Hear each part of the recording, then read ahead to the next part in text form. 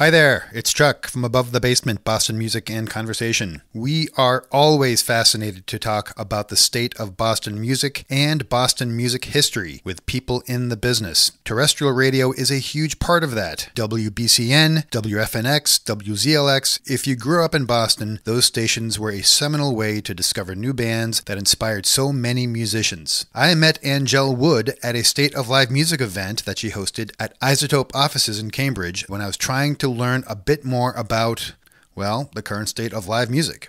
Whatever your thoughts are on the Boston music scene, Anngelle is doing her part to share the legacy and tell the story of Boston rock and roll that continues to inspire musicians young and old. Anngelle began and still is passionate about radio and has worked at all the legendary Boston radio stations, including WBCN, FNX, and ZLX, and she is host of Boston Emissions, which began airing on WBCN back in the 80s and has been instrumental in introducing and establishing thousands of bands from Boston and New England. And she also hosts and produces the great Rock and Roll Rumble that just celebrated their 40th anniversary. We plan on publishing a retrospective and history on the Rumble in the next month or so keep an eye out for that. But it was great to talk with Anngelle, who works hard to promote and support great Boston rock and roll. So here is our conversation with Anngelle Wood, recorded at Woods Hill Table in Concord, Massachusetts.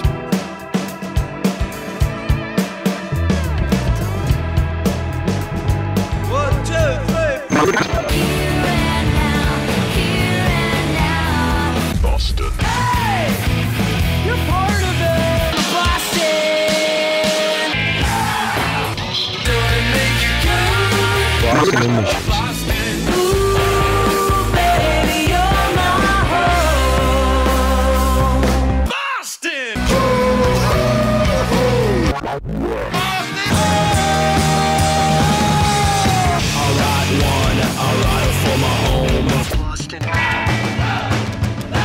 Boston Emissions. This is Boston Emissions with Anngelle Wood. My name is Anngelle Wood. This is Boston Emissions. Music from your town, or the town next to that. Rock and Roll Rumble lineups. We will roll them out on today's show. It starts April 4th, Once Ballroom in Somerville. 9 nights, 4th through the 26th. Sponsored by Jack's Abbey, thank you very much. Some studios will be in the house on the ground, helping me out. My support team. I got a team. I got a crew. New music from Yanni Gordon, Aloud from the Left Coast, sent me their newest. We will play at Dutch Tulips. You live probably closer to Jerome Dupree than I do. You know Jerome? Oh, yeah. He lives in Carlisle. Yep. And also, who else lives in Norm from This Old House lives in Carlisle. Huh. And, of course, Chuck Clow lives in Carlisle. So there you Have go. you been there a long time? I've been there since 2010, but I grew up in Concord, so I've been here in the area for So a you while. like this area. You're never going to go. I do. I never intended to move back to Concord, but, things change. So I never intended to move to Billerica. It just worked out that way. Where are you from originally? Groveland, Massachusetts. Which Groveland? is Where's near, Groveland? It's near West Newbury and Haverhill and Newbury and All right, so off of Newburyport. 495 way up there? Yeah. Kind of near Methuen? Is that near Methuen? Yeah. Okay. Not far. How's the mic, okay? Yeah. She's already had experience with this because we did a quick talk at once. Not with the booms, though. Not with the booms, no. We did a handheld at the time. But she's I like she's this. she's a boom I expert. like this little mini like that? filter you have. Yeah. I have the big Yeah, silly I know. one that bends all Yeah. over the place. I have to. I like these too. They're very cool and they're unobtrusive. Yeah. They're just a little expensive. They're more expensive than the other ones. For what these are like $70 each. These little screens, Pop. which is way too much. Filters. But what are you gonna do? So you know what I thought I would do is maybe we could talk about the Rumble first and get that out of the way. Okay. And then we can talk about all that is Anngelle. Is that okay with you, Ron? Whatever you want, boss. All right, so we already talked about what came up to the point where it was the night before. It wasn't the finals. You only had one more night, I think. I think it was Friday When night we that spoke? I talked to you. Yeah, it We was spoke Friday. on finals night. You spoke on finals night? Yeah. You were. Oh, you weren't there. I was there one night. Oh, okay. I'm about to learn a lot about the Rumble right now. I'm just going to All sit right. back and listen. So that was finals night. So Yeah. I had a great time at all of the evenings. Yeah. And the finals night was really the most special night for me. And I know it seemed to be for you. And why? Well, I'm curious. it was. I promise not to take over your interview. No, it's fine. I like promise. this because it was a culmination of a lot of investment on my own part. Yeah. Never mind on your part. Yeah. I'd heard almost every single one of the bands multiple times. I was a judge. So it was really great to finally kind of celebrate the end of this long road. Sort of the reward for all of that. Can you take us through a little bit of that, just for the people listening to this, like the Idiot's Guide for the Rumble? Like, what are the criteria? Like, what's the big picture here? There's like how many bands and how do you judge them? 24 bands are selected and invited. That doesn't mean that the 24 bands that showcase during the Rumble are the ones that I started with. It's what we have narrowed down to. So I start with a huge list. And for 2020, the list starts now. It's bands that are playing now, bands that are reaching out to me, bands that are sending music to me. You know, and I don't just mean bands. It can be, you know, people who perform under their own name or whatever. So it's not just bands. Right. It starts with people sending music, actively playing out. You have to have a presence and you have to have released something. You know, this year for 19, I had 2 years of bands to cull through. Oh, right. Because we didn't have a 17. Right. So, because I didn't want to rule out anybody because I skipped a year. So I have a long list, and I go through and I just start vetting bands. I listen to everything, and I go on, if they have YouTube videos, I see what they're doing online, and I look at all of their social media and listen to their music again, and I try to keep in touch with people and say, hey, what's going on with you? To nudge them a little bit. If it's somebody that I'm interested in, I try to nudge them a little bit.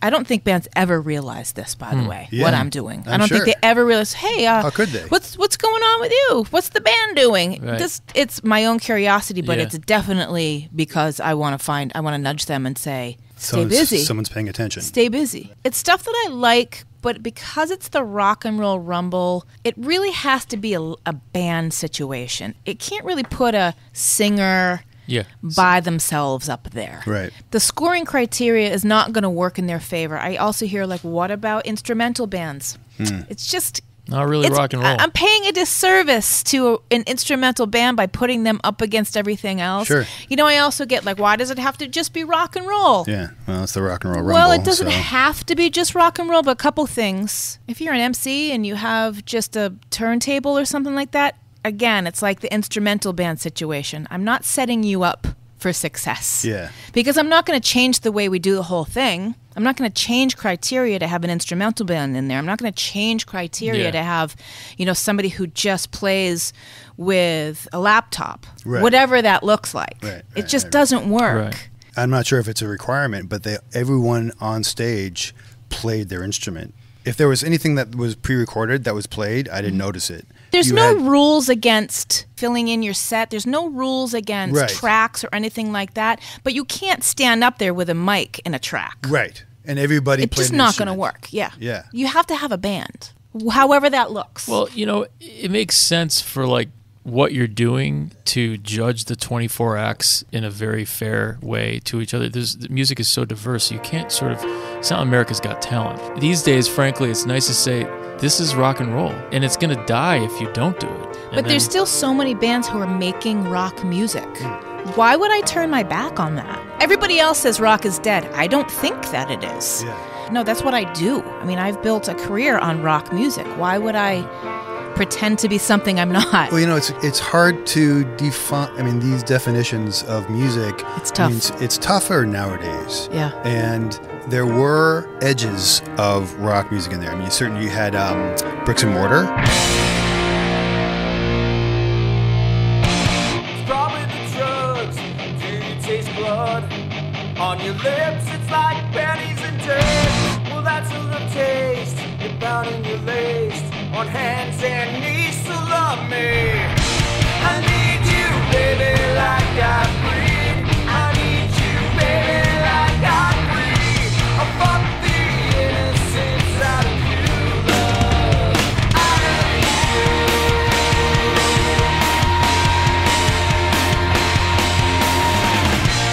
What would they say about me? Oh, judging all of humanity. And I have found them wanting. Or just lies, hidden truths, selfishness. It was very heavy, which they were great. And then you had someone like A name like Bricks and Mortar, you cannot not be rock. right. And you can. He was a cool. They did not come dude. to fool around. No, they were very nice people. I liked them a lot. I talked to them afterwards. They look scary because they're very menacing looking. Yeah. But they're the nicest They're people the nicest you'll ever people you'll meet. ever meet. Yeah, no, exactly. They're It's sort of about- like Chuck. That's right. I am looking scary. You're It's just because I'm menacing. bald. That's why people think I'm scary because I'm bald. Yeah, so that you put on a hat and glasses, and then people can talk to you. Yeah, and then people think, oh, I thought you were badass because you were bald. Yeah. Everyone thinks you're Yeah, badass. I'm not. I'm a puppy dog. But then you also had Corner Soul, which is a little more poppy, but they had that kind of, maybe is a better example of maybe another side of the spectrum. You're bogged down on. Outlived 30 winters, my God. It's spread over this gospel kitchen. Where are the cameras? I staggered out with spotless palm.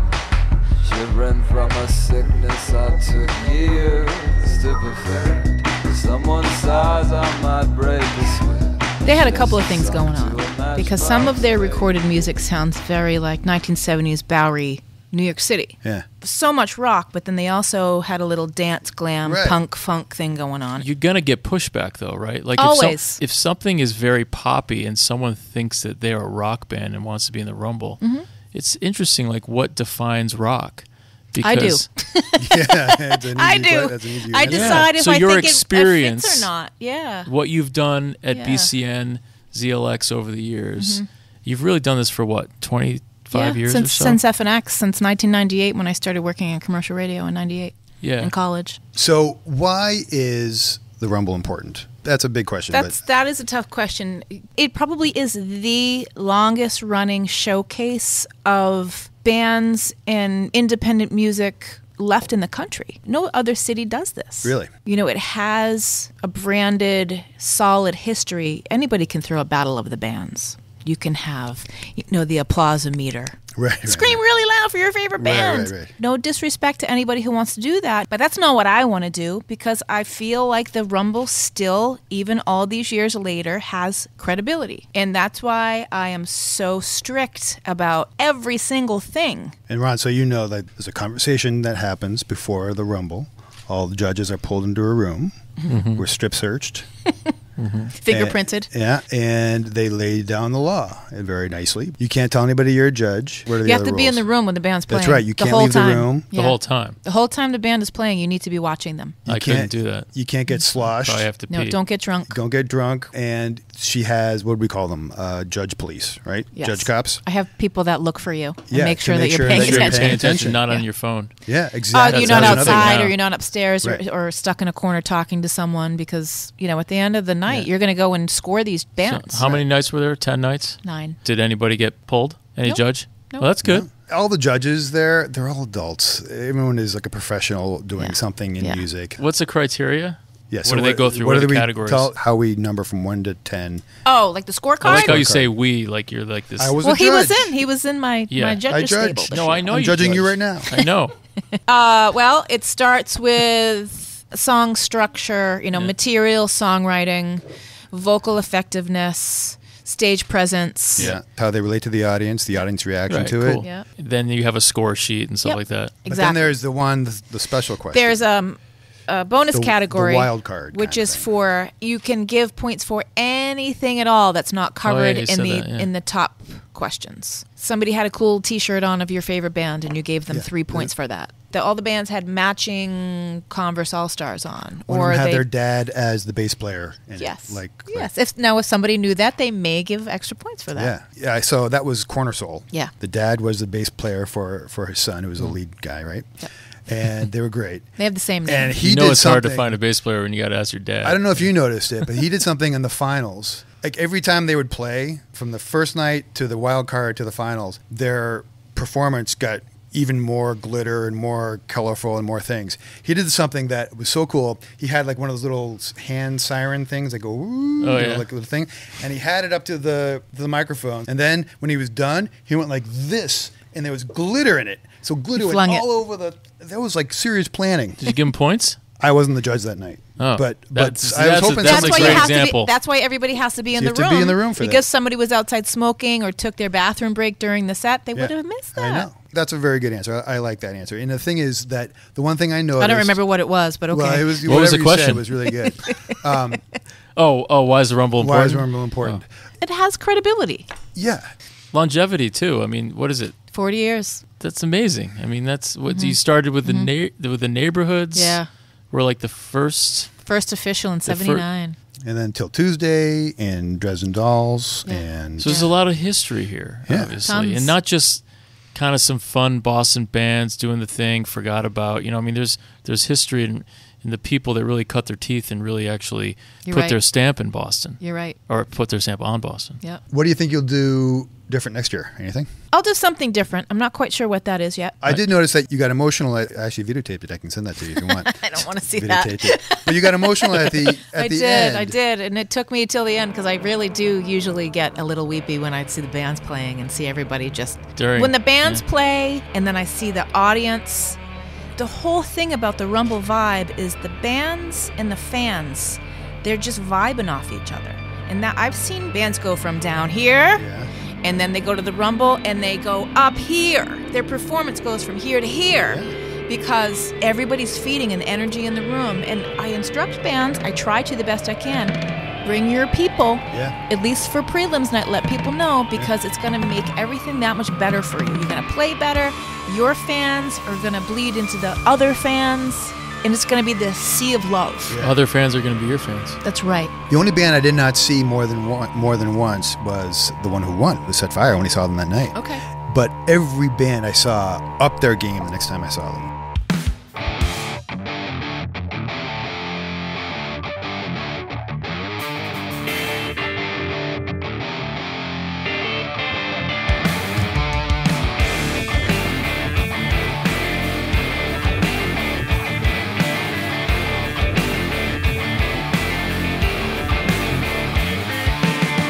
Falling backwards used to be a thing. We would do it just to get along, and it wasn't wrong. Fighting apple just to take a swing. Always knowing that it wouldn't be long, and you get along. Most likely you dream a fantasy blow like a hurricane out on the sea anniversary. Keep track of this, it's only history. Long gone, last chance till the day. Let's move on to Anngelle Wood. Okay. I met you initially at the State of Live Music in Boston. Yeah. But that was actually kind of my first introduction to the community that is in Boston. Really? Yeah, because we just started the podcast. That was kind of it's an experiment, I think, for a lot of us. And I thought it was helpful for me. And you got a lot of different people coming up and airing their grievances and from a lot of different genres and types of music. And I mean, that's where I met Alyssa Spector. Yep. That's where I met her. Yep. I can't remember who else I met, but there was a lot of people. I'd be interested to like go back and try to remember who was there, who I've now like either had on, who we've had on the show or not. Where was that? That was at Like iZotope. a lofty place, right? Yeah. Like a big loft. Yeah. Is that iZotope? Isotope's cool space in Cambridge. But yes, that's where we met, and that's where you were the main host, weren't you? over Yeah, there? I wanted to have some conversations about what was making everybody feel disenchanted. Yeah. Did it help?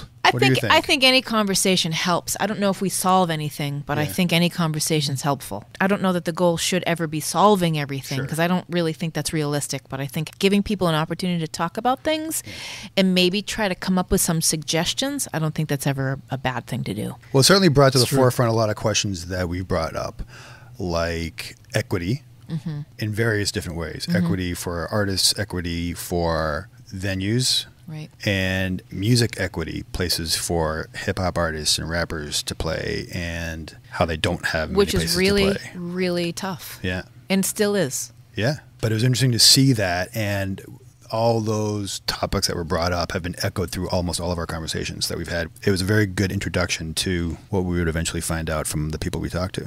Do you carry like a rock and roll hat all the time? Is that what you wear, or do you have other areas of music that you're involved in? If I could pride myself in something, is trying to advocate for the community. My knowledge base is rock in varying styles, whatever that means. I really want to try to advocate for the community in terms of always talking out loud about how we should have places to see music and make sure that everybody feels like they're going to be able to see a show and not get felt up by somebody or screamed at by somebody. That was a big part of why Calling All Crows was involved in the Rumble, which we can talk about later if you want to. Yeah, definitely. I think it's really important that, we have conversations about all of these things. There are people in the community that are a lot more knowledgeable about some other things than me. I'm always learning from all of those people too. There's something special about being almost like a rock ambassador. Is it like there's other people that there'd be like a hip hop person that is like respected as someone that knows all about that space, and then you have maybe like a jazz leadership, that kind of thing.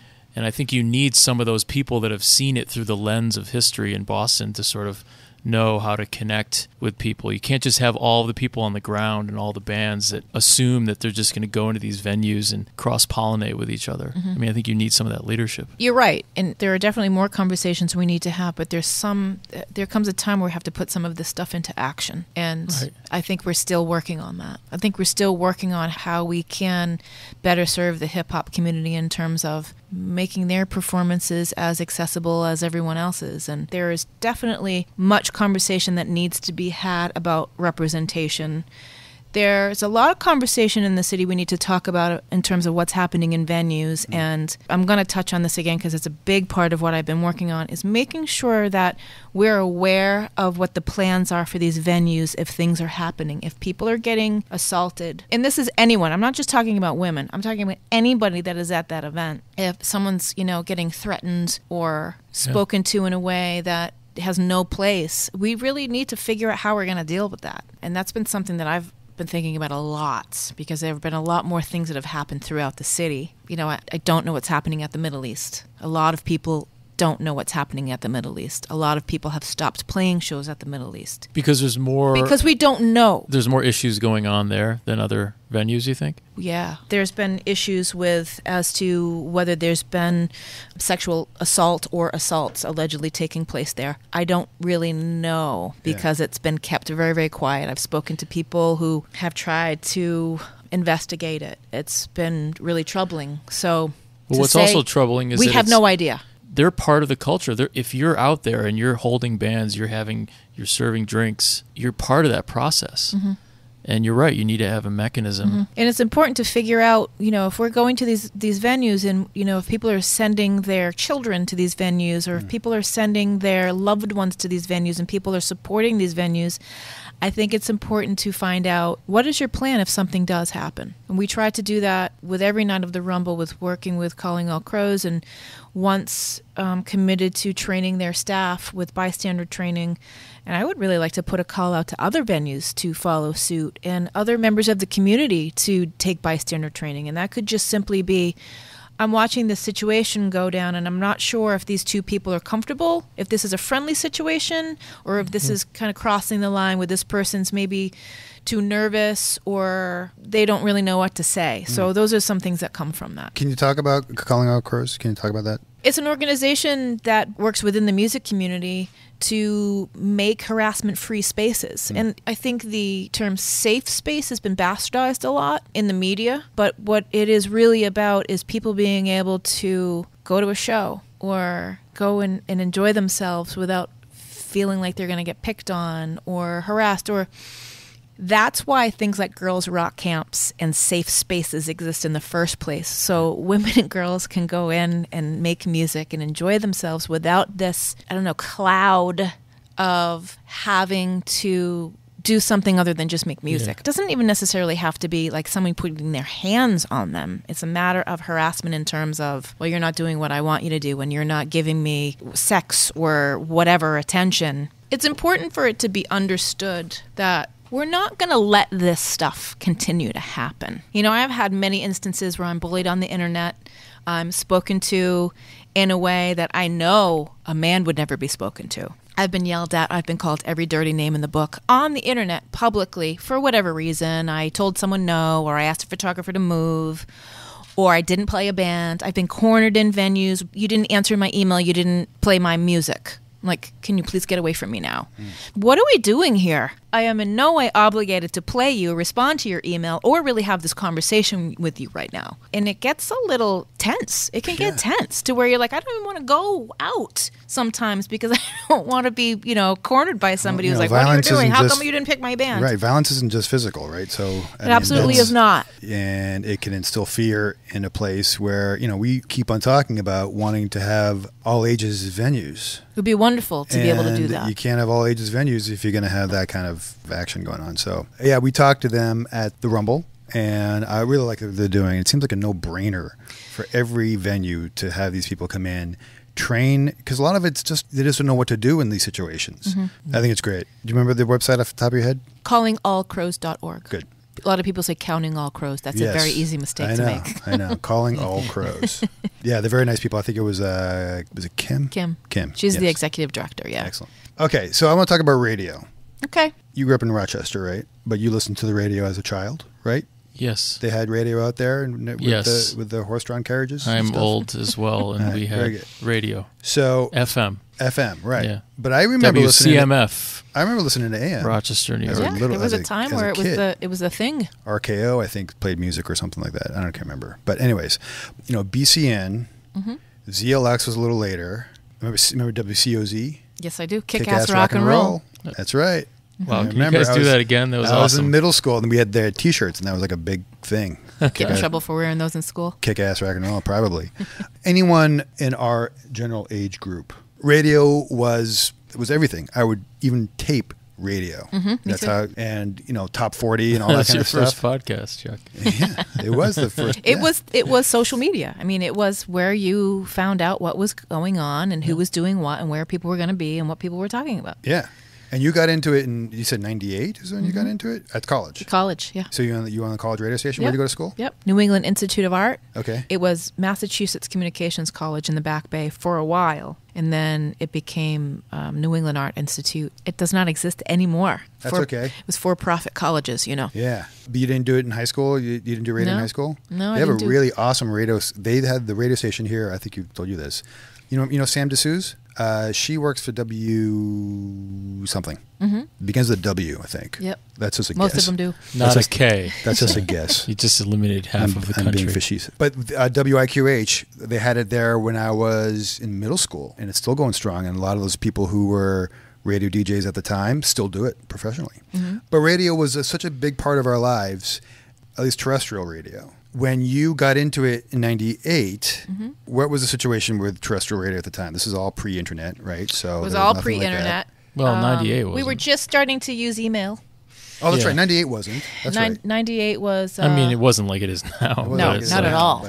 It was just emailing and some basic websites were out. I'm sure the radio stations had websites. Well, MySpace was around that time? But it was still full on. A little after. Maybe a little after? Maybe early 2000s. It's hard to remember. Yeah, it was, I interned at FNX in school, and then I got hired as a part-time DJ, and I just worked my way up. I worked my way through. I did everything. As one should. That's what I was taught, take everything. All the shit shifts. If they want you to work 6 o'clock in the morning on New Year's Day, you do it. Because eventually you're hoping they'll recognize your hard work and your dedication and give you more work. So you're doing like the 2 to 5 a.m. I was doing shifts? Everything. I did everything. How many hours a week would you be in the station? Sometimes I would work all night, go home, shower, sleep for a half an hour, and go to work at a day job. So I would be working 90 hours a week, 80 hours a week. Yeah. And I don't even know how I survived some of those times. And I worked all the way up to mornings, which is a grueling schedule in and of itself. Right. But I loved it. And apparently I learned I didn't need a lot of sleep because I would, go do the morning show, go do like some band meet and greet and interview a band in the afternoon, go see the show, and then be back to work in the morning to edit up the interview and be ready to go. That's a full-time job right there. I wanted to do the thing. I wanted to be on the morning show. I was that person. I was the entertainment reporter, whatever you want to call it. So back then, meet and greets were set up through radio stations. You didn't have to pay. You didn't have to buy them then. So you could do an Interpol meet and greet at Avalon and interview the bands and go see the band at night. Maybe they would come to the station. it was fun. Well, you cut your teeth, It's as a they say. grueling schedule, and I look back at that now. I'm like, wow, how did I do that? You said that you knew ahead of time that maybe you'd get more work, but I don't know. It's interesting, like as a kid or as a young person, like when you do this in your 20s. When it was happening, when I was in it, I wasn't particularly unhappy about it. You know, working the morning show, getting out in the afternoon, going home, napping or being lazy on the couch, and got a call from somebody at the radio station and said, how quickly can you be at Avalon to interview Chris Cornell and Tom Morello? I'm like, I am out the door right now. So you're just kind of on call all the time. For some of those instances I was, because when there's a band in town, you just never know what their schedule is going to be like. So sometimes. So you had ZLX and then... FNX. I'm sorry. FNX first. FNX first. And then I left FNX and went to ZLX. And then at the same time, I started working at BCN because ZLX and BCN were owned by the same company, which was CBS Radio. Okay. Yeah. I just saw the WBCN, the American Revolution. How was it? It was like the early days, right? Yeah, very early days. Yeah. It was really good. They did a lot of Boston history in it, and like the Harvard, when they took over the Harvard, what do you call it when they take over a building there? They took over the building there, and some of the people who worked at BCN got into the files and found out like the CIA and Harvard were working together. So BCN was the early WikiLeaks, is what you're saying? Yeah. I mean, it was really interesting. I had no idea like all these things kind of were going on.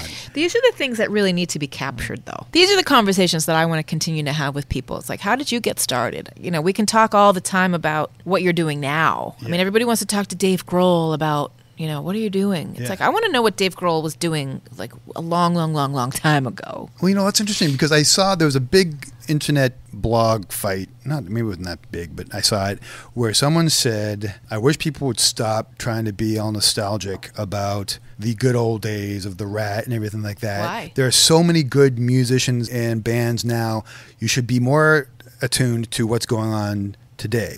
Yeah, but how do you think all this happened? I hear you. Because of all of that, because of the BCNs and the Rats and the channels. That's how we have all this now. Right, exactly. I don't see anything wrong with nostalgia. If you don't want to listen to any music today, then that's your prerogative. The only problem is if you have people that will say, well, it was only during that time. I don't care how you convince me about bands these days and rock these days. They don't know what they're doing. That's that's bullshit because that's a lazy answer for people to be like, there's nothing good anymore. You can really appreciate both. You can't move forward if you can't appreciate the history as well. Why would you not want to know, though? Why would you not want to know about history? Because if you're not curious at all, and if you don't read, then you're going to be a dipshit like the president. You can cut that out if you want to. But if you're not curious or want to learn about anything, but it's also assuming that you even know that these kids nowadays know who Mission of Burma was. They may have never heard of them. That's how so I it's feel. New music to them, but right? that's how I feel about the Rumble. I feel like as we get older and we're 40 years removed from where it started, so many people don't know. I mean, even music writers in the city of Boston don't really know what it is. Yeah. And I want the opportunity to tell them. Well, even Jeb better, Gottlieb was there. Well, Jed Jed he's knows in. what He's doing now. He knows. Yeah. He knows. We were standing there at the Rumble, and we looked over, and Chuck said, I see that guy everywhere. I see that guy everywhere. I'm like, who is he? Why does he look so familiar? Is that Jed Gottlieb? Yeah. And it was just funny because I've only seen him it was like when Facebook becomes reality. And I remember seeing maybe the Herald had a picture of him or Facebook or something. Yeah. And I'm like, I'm not sure, but I think that's Gottlieb. I mean, that's who it is. He gets it. Yeah. He gets it. There are a lot of writers who get it. But it's also you see these, and I don't want to call them old timers because they're not much older than me. But there are people who've been musicians their entire life who are still in music. In one way, shape, or form, But why not? Of course, I feel bad for the people who are wishing they could and aren't anymore. Like, oh God, I sold my stuff. Why? I know, Why? I know, and I give them all the credit in the world if they're still doing it and they're still playing or they're still going to shows. I have a tough time with ageism in the music business. I bet it's a big deal. Yeah, I hear it all the time. Oh, old person going to win the Rumble again? I don't know. Who cares? Maybe. They might be better than everybody else. Like, why would I not invite somebody based on their age? Like, why? Well, I'm intrigued by not only the old people but the young people. So, do you know Circus Trees? Yeah. Oh my God. So they blew me away at the Sinclair the other day.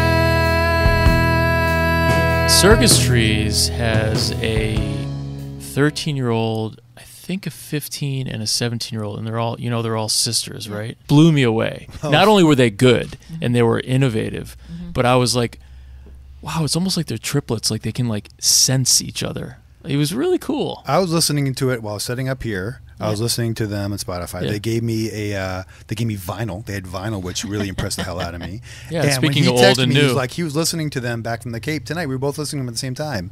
So it's two 50-year-old guys, at least one 50-year-old guy who was digging It was Circus weird. Trees. Yeah. But we digressed. But I saw them the other night, and I thought of the You're completely Rumble. allowed to get into rock and roll at 50 years old. You're completely allowed to dig it. But yeah, so seeing that documentary and also going to David Bieber's warehouse, which you got to see as well, it's important to remember these things and also introduce people who had never heard of these bands that played in the 60s, 70s, 80s, wherever, to hear the bands that inspired the bands that they're listening to today. Right. So I think it's really important to talk about these things. Well, it's also important because we're gonna die. I mean, like we're there's little kids. I don't know who you are anymore, man. I'm gonna be hitting towards 50 You've been listening soon. too much Circus Trees, I think. No, but like our Generation X, and like right around there is gonna die, and so you have to pass it down. Well, it's dark. like I do agree.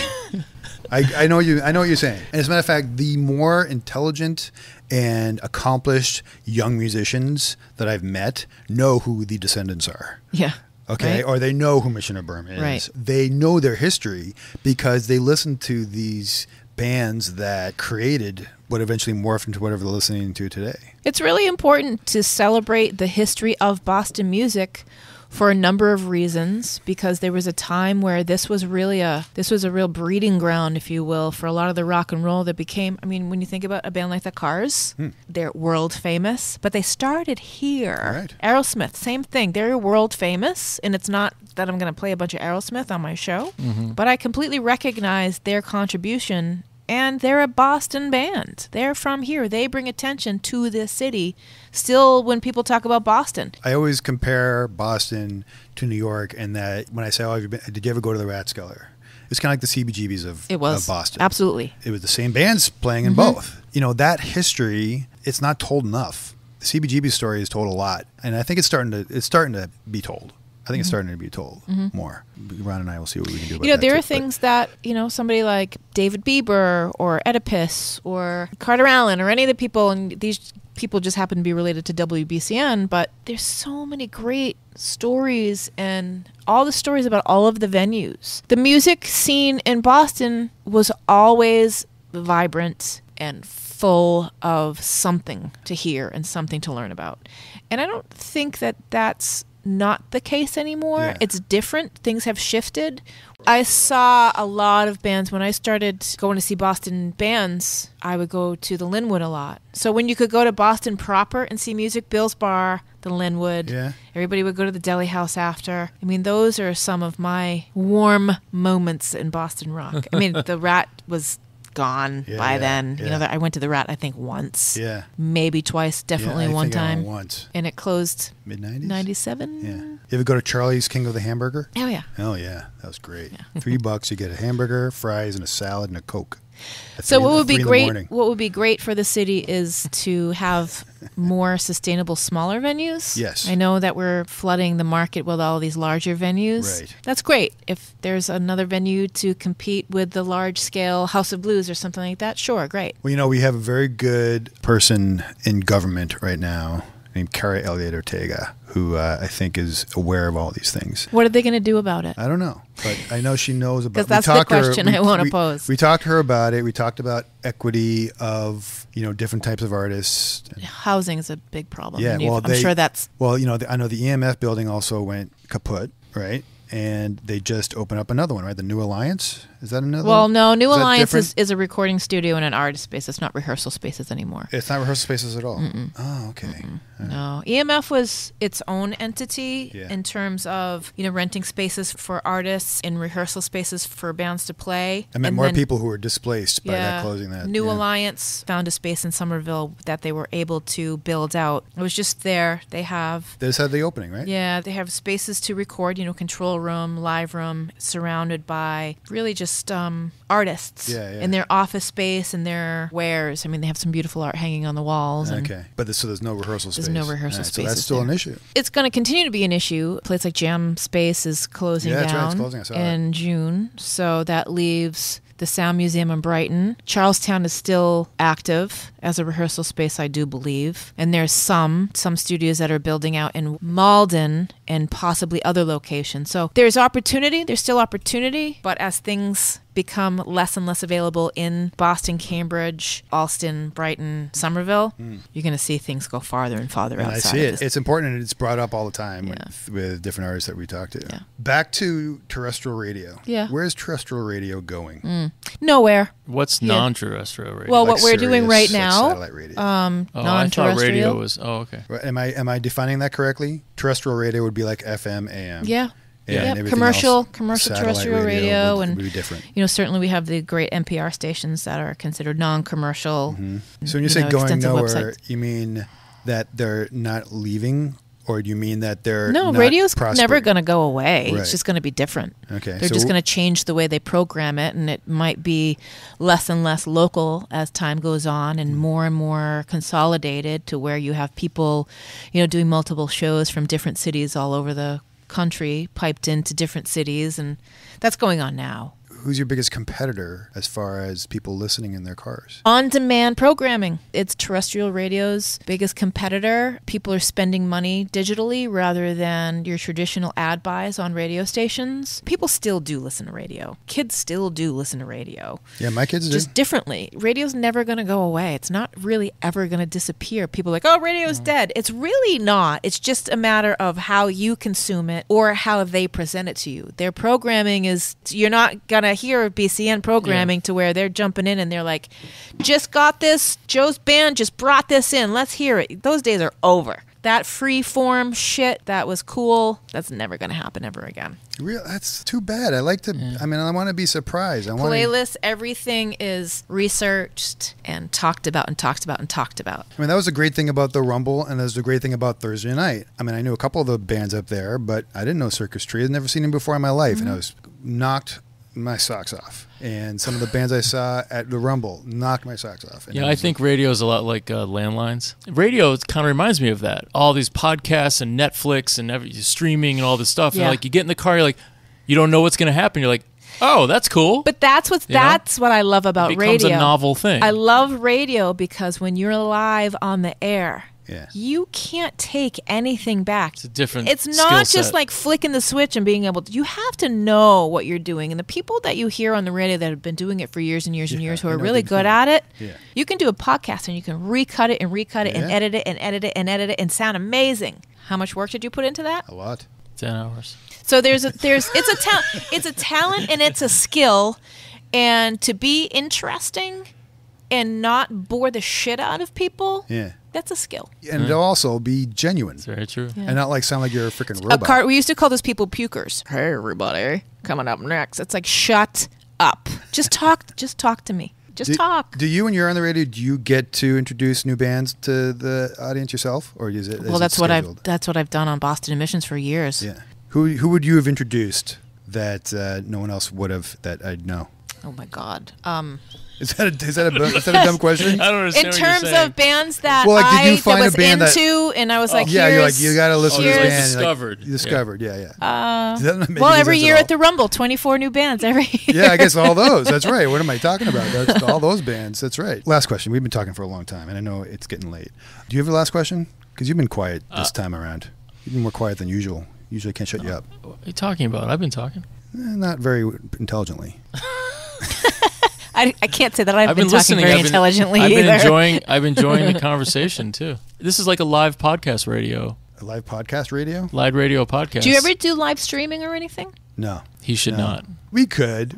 I mean, we do our live events, and I'll edit that just really No, to. it's not the same as live streaming. Well, it's not. But She means like in the moment. in the moment. live. But we do take that, and that's pretty much 90% of what we say in the live event is And then published. Well, that's and then true. you edit it down and post it as yeah. your So it's a weekly combination. episode. You're right. Yeah. You can't take that stuff back, Yep. but you can Yep. get it out. Yeah. Yeah. I mean, You trust can me. edit the shit that you don't want in there. If Yeah, somebody I- says I- fuck, I'm- fuck. Yeah. Now you have to edit that. Right. No, we can make it No. explicit. We had Walter Sickert on. You kidding me? We would have had to edit the whole thing. It would just be one big bleep. If we didn't, we allow it. You just got to mark it as explicit. That's the problem. But there is something that's exciting about having live and having that. There's nothing like it. If you haven't experienced it, if you are, I can only speak from my experience. When you're in there and you're setting up and you're playing a cool song and you get to talk about it. There's like a rush that comes from being a radio DJ that it's probably similar to playing a live set, and you're like, I'm in my groove and just we're killing it and it just feels so good. And there's something about it when you're in it, when you're programming stuff and you're playing song. I want to play this song, and you know what? This song's going to sound good after this. When I do my show, when I do Boston Emissions, which is now when I was online doing now. it live, it was that way all the time. Yeah, you are held in very high regard by a lot of people in Boston in the music industry that I've met, bringing people together and joining the different communities of music. So, and I think the Rumble's a big part of it. That's nice to hear, because that's what I want to do.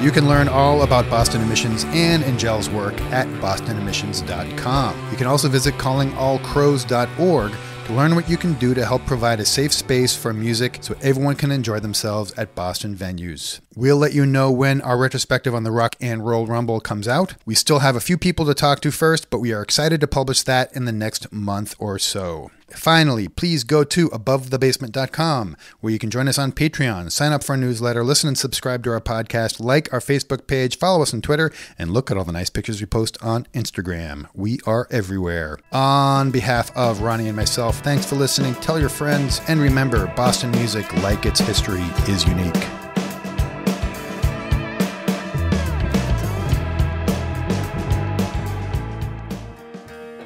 Hey, it is Chuck again. We would like to take a quick second to appeal to you to subscribe to this podcast, Above the Basement. There are many really good reasons to subscribe, but I'll tell you just two of them. You never have to check to see if we have new episodes, as they are automatically listed on your podcast app, and it doesn't cost you anything. Just go to abovethebasement.com/subscribe, where we have links to all the major podcast apps, including iTunes, Stitcher, Radio Public, and more. There are instructions there on how to subscribe, or you can just click on one of the subscribe buttons. If you already have a podcast podcast app on your phone, for the most part, you can just open the app and you will see a magnifying glass on the interface. Tap on that and type Above the Basement. You should see us right at the top. Tap on the subscribe button and you are done. And while you are there, please write us a nice review. Subscribes and reviews in the podcast universe are an important piece to reaching more listeners, so please take 15 or 20 seconds and help spread the word about ATB.